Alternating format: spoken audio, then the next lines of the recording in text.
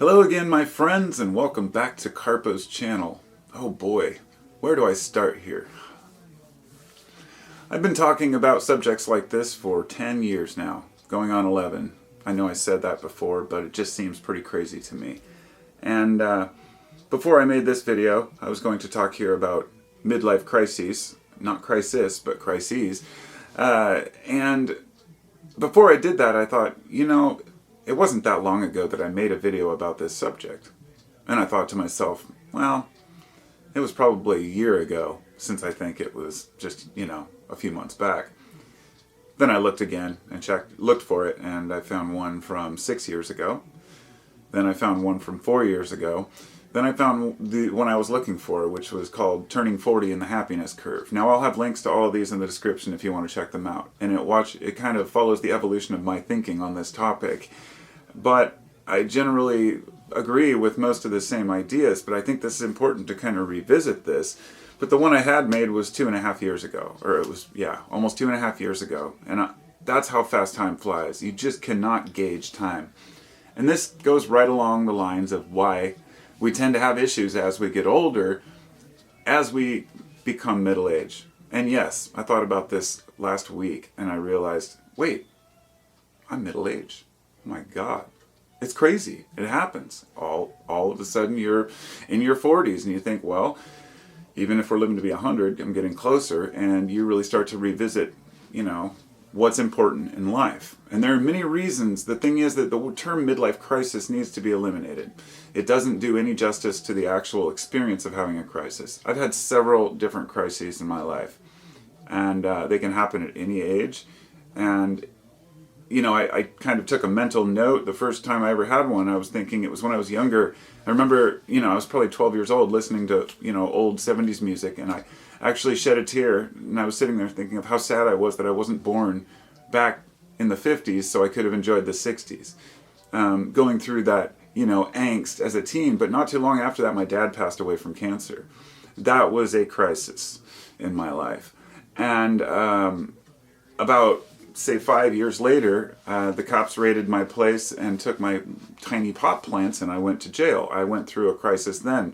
Probation, people telling me what to do, and laws. I met my wife a little around that time, and we've been together ever since. About 10 years after we got together, all of a sudden I had some severe anxiety issues. It was some sort of a crisis in my 30s, and these go on and on. And then in my late 30s, sciatica forced me to quit my job, and that's still an ongoing crisis for me. So here I am at 45. Where to go from here? And why am I talking about this now? Am I having a crisis right now? Yes, perhaps, maybe, I don't know. I think that the term crisis isn't really what I'm looking for. It's more of like a midlife change, or a reformulation, or starting over sometimes even. And we can't blame a crisis for bad decisions, for example. A lot of people, they say, men especially, and I'm speaking as a man, obviously, men will get into situations where they take bigger risks, or, maybe they sleep around, things like that. They feel like they're losing something out of life, like they're missing their chance. And a lot of this stems from feeling like we have not completed our goals. Like we haven't accomplished all the things we wanted to accomplish. But I think that doesn't even tell half the story, because there are many, many guys out there who haven't made, they're well off, and they still have these problems, these issues of, oh my God, I'm mortal. And I think mortality plays a huge role in it. But if going out and buying a Corvette is what moves you, I say go for it. But don't do it when you're breaking the bank and you can't afford it. That's the problem. A lot of guys just want to buy a sports car and go fast, and this is kind of the image. The middle-aged, balding guy driving a Corvette. It is burned in everyone's mind. Every time you look over, you can almost always see a middle-aged, balding guy in a Corvette. I know that that's not always true, but the stereotype tends to fit a demographic, a group of men who want something to help them kind of overcome that midlife slump, which, as I mentioned, is called the happiness curve. If you want to check out my other video. Since I made that other video 2.5 years ago, I've since studied more about the psychology behind aging, And the happiness curve says that when you're young, you're happy. As you get older, you start to lose that happiness in your 40s, and then it comes back stronger than ever, and the happiest years are in your later life. Well, that's great if you live to be old, right?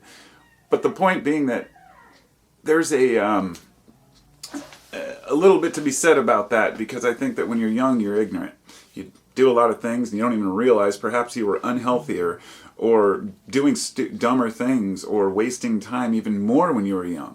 But when you're young, you're not looking at it that way. You say, I've got plenty of time left. And once you hit a point, especially if you have a family, like I have 3 kids and a wife and a dog and, a house and all these things, and I feel like I have to be part of society, and there's no starting over at this age, right? And it's hard to do. And it's not just because you're old and you can't join the workforce. That's part of it, and the workforce is going away. But there's a mental block that comes. And it goes along with men with losing testosterone. And that's another aspect. They say after you get into your 30s, you lose about 1% of your testosterone per year. But in the last 10 years, sales of testosterone, injectable testosterone, have quadrupled. I don't know if that's just in the States or worldwide, but I'm guessing it is a major U.S. problem. Guys want to feel young. I mean, when you see an 80-year-old buff guy, it just doesn't look right to me. Men lose testosterone, yes. But one thing to realize is with testosterone and with any aggression that might come along with that or side effects, you also are losing critical thinking power. Like, you age, and you should age gracefully, in my opinion. I'm not telling people what to do with their bodies, but injecting testosterone when you're in your 50s and 60s just seems ludicrous to me. But as I said, people want to hang on to that youth. It's the same reason we have hair plugs and hair club for men, and even men that just color their hair. Look, man, my beard's turning white. When I first started this channel, my beard was brown. Blondish brown, I guess. I have these Burning Man type, animal wolf hats that I bought. And I remember making a video like several years ago, and I had a couple of, I bought a brown one and then 2 white ones. I said, I want to have them for the future, so I just ordered a few of them. And I said, I'm ordering the brown one because it'll last me a few years. By the time I get to the white ones, they'll match my beard better because it'll probably be white. And it's true, here I am. And I'm trying to roll with the times and adapt with that. But for each person, it's unique. The thing I've heard is that the most productive years come later. That those golden years, I've heard people have written books well after, quote, retirement age, which is a totally separate subject that I'd like to talk about sometime. The idea that nobody ever really retires, and most people don't want to retire. They want to stay busy. So forget about retirement. And in today's world, it's like we've just got to keep going with the gig economy. There's very, less and less retirement funds to even live off of. But so it's some of the questions we ask ourselves as we get older are things like, are my opinions really mine? Or is what I was taught true? This can happen a lot younger as well. But there is a point in everyone's life, whether it's religious, political, or otherwise, where you start to consider the other side. There's a word for that. It's called maturity. It's called emotional intelligence. It's called growing up. And sometimes we don't do it until we're much older than we would like to think.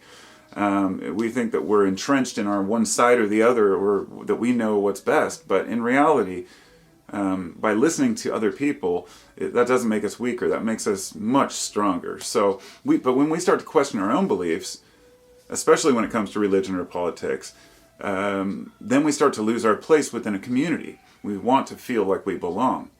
And it's especially difficult if you take positions from both sides that you agree with on any topic, because then there's always going to be hate coming at you from both sides, but you have to stand your ground. And that can be harder to do as you get older, being a loner in a way. So we question why we believe what we do, the way we think, whether we should have had kids or whether we shouldn't have had kids if we did, or, people always looking at the grass always greener on the other side. And it's not. It's green because it's fake. It's astroturf. It's the way I've always looked at it. Another thing that frustrates us is, are we where we want to be? Have we made the accomplishments and strides to get where we want to be in our lives? Often we haven't even thought through what we want out of life. I know for a fact I haven't. All I want to do is be happy. But at a point, that's not enough. You got to make a plan, Stan. So being able to acknowledge that it's okay not to have all the things you thought you might have at 40. It's okay not to be wealthy or rich or whatever your dreams may be. There's still plenty of time to make it happen. And, that's unique to each individual. Another thing that we have issues with as we get older is, do we enjoy the same things we used to enjoy? And that doesn't even include things like sports, which we can't physically play anymore. I mean, it's also, we're maybe not as excited about the music or certain things that we used to be into.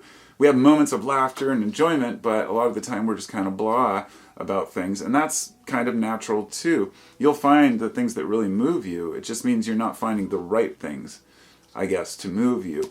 But also that neurochemistry, the way that serotonin and dopamine interact in our brains, the drugs we consume, the pharmaceuticals that we take, things like SSRIs, antidepressants, which just level people out but don't give them that real excitement in life.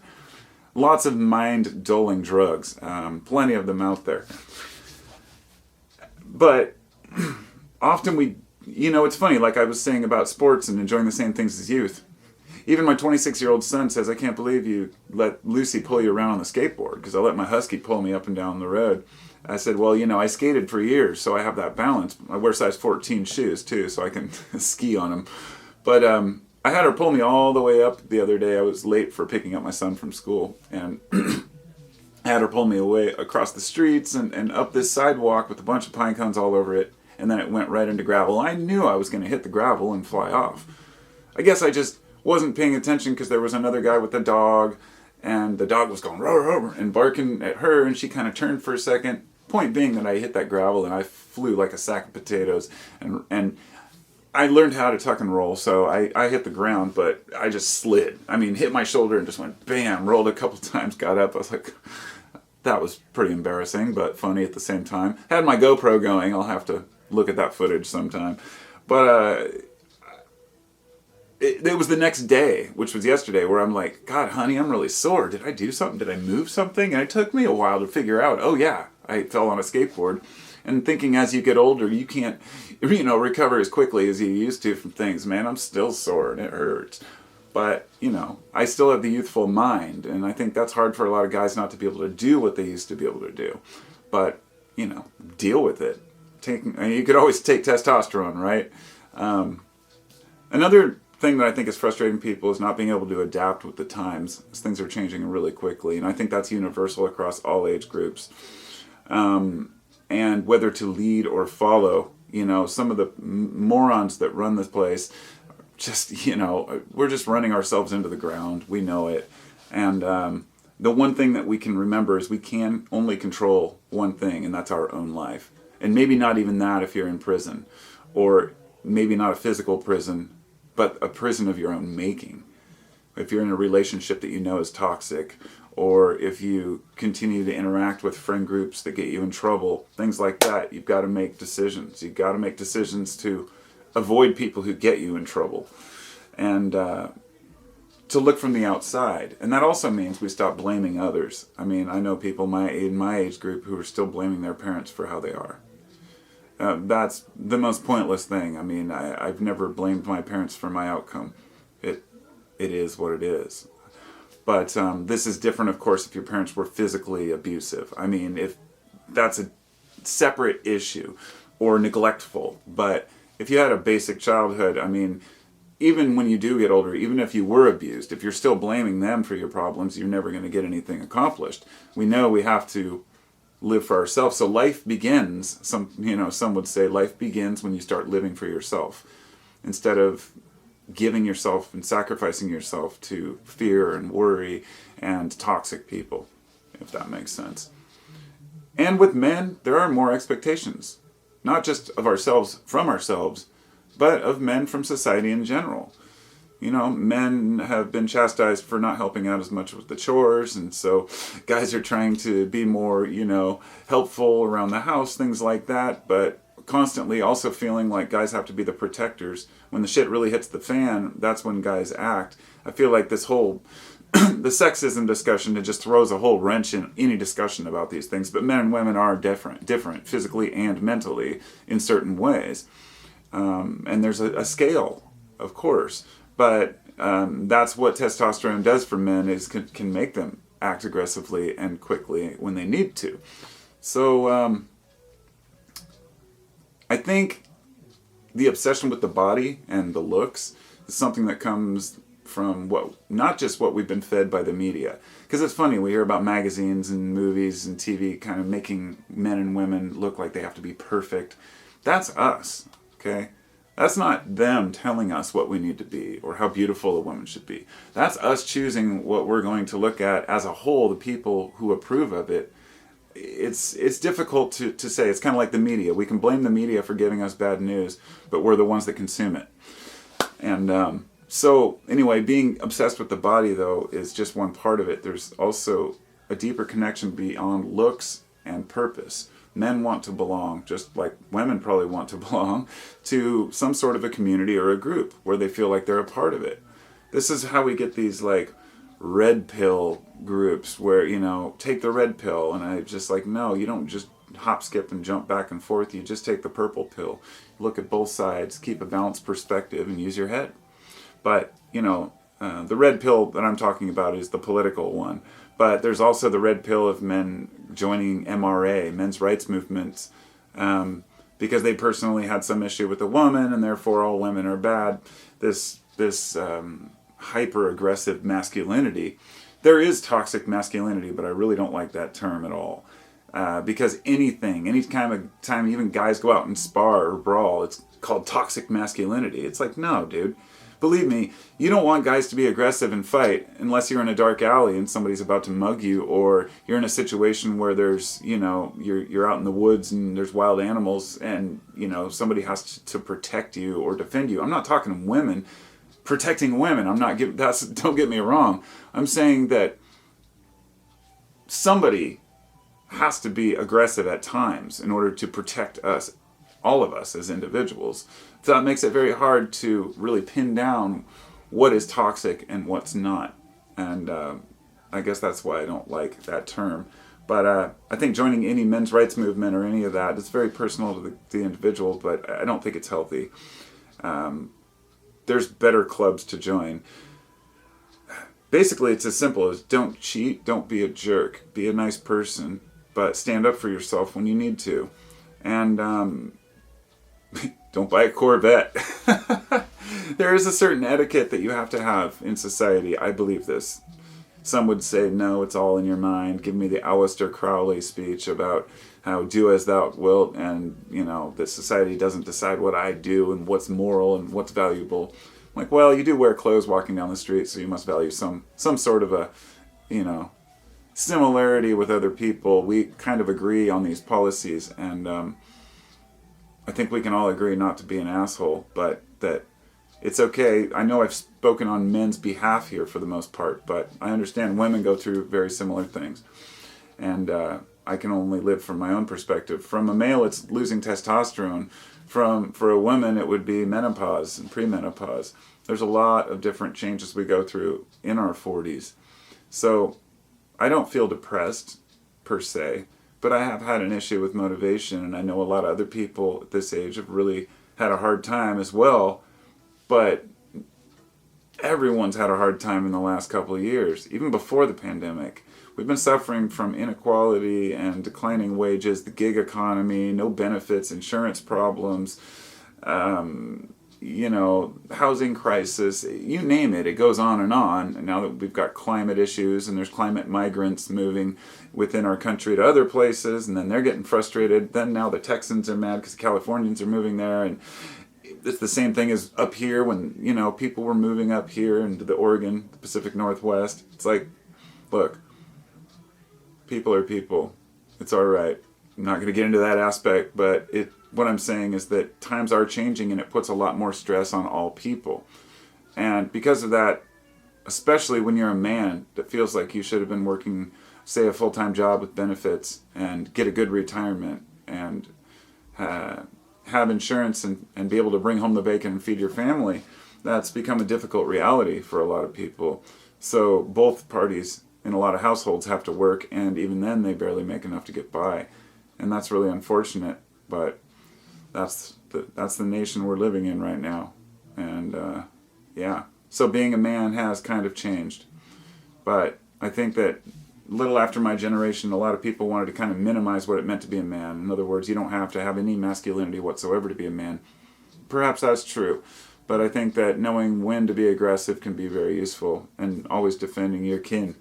So beyond that, just don't be an asshole, right? And remember, your older years will be great, so don't get all angry because you're 40 or get depressed and don't buy a Corvette.